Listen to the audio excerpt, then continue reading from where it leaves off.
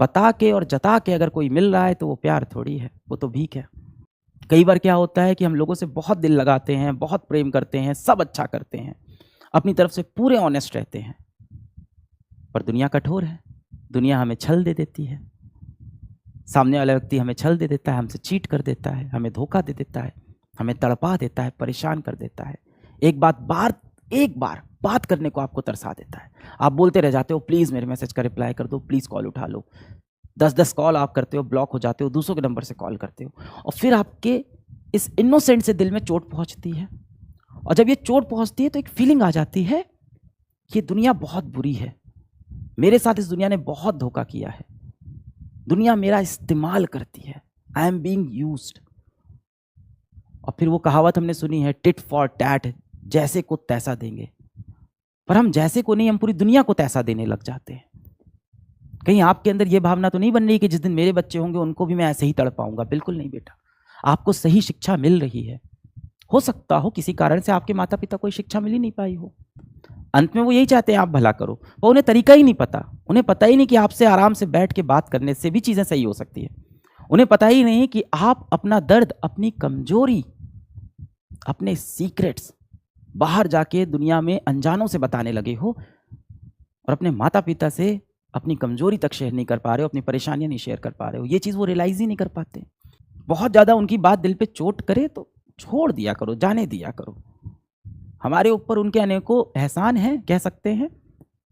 हर जगह वो सही भी नहीं होते, ये मान लेते हैं, और मान लेते हैं कि वो गलत कह रहे हैं, इग्नोर एंड मूव अहेड। कोई भी चीज़ हो, माता पिता हो, कोई ऐसा व्यक्ति हो जिससे आपको बहुत प्रेम हो गया हो, कोई दोस्त हो जिससे बहुत गहरी दोस्ती हो गई हो, और वो उस तरह से बिहेव नहीं कर रहा है जैसा आप चाहते हो, तो कोई बात नहीं, उनकी बातों को दिल पे मत लगाओ, जस्ट इग्नोर। जवाब देना, लड़ाई करना, सामने वालों को नीचा दिखाना, इन सबसे बड़ी जो जीत होती है ना इंसान की, वो जीत होती है इग्नोर करना। इससे बड़ी कोई जीत नहीं है।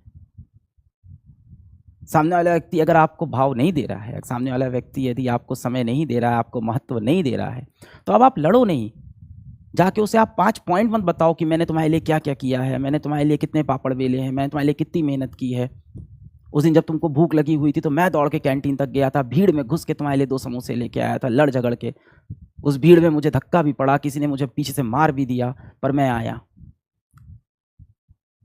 जब तुम्हारा फ़ोन आता है तो मैं खाना खाता रहता हूँ, खाना छोड़ के तुमसे बात करता हूँ, सारी इंपॉर्टेंस तुमको देता हूँ। ये सब मत जताओ यार।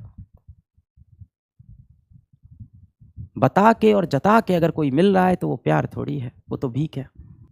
किसी के आगे गिड़गिड़ा के, उसके पैर पकड़ के, उसको अपने सारे एहसान जता के अगर तुम जीत भी लेते हो तो वो कुछ समय तक ही आपके साथ रहेगा। वो प्रेम नहीं है, वो दोस्ती नहीं है, वो तो बस आप सौदा कर रहे हो, वो तो बिजनेस है कि मैंने तुम्हारे लिए इतना किया, बदले में तुम्हें भी मेरे लिए इतना करना पड़ेगा।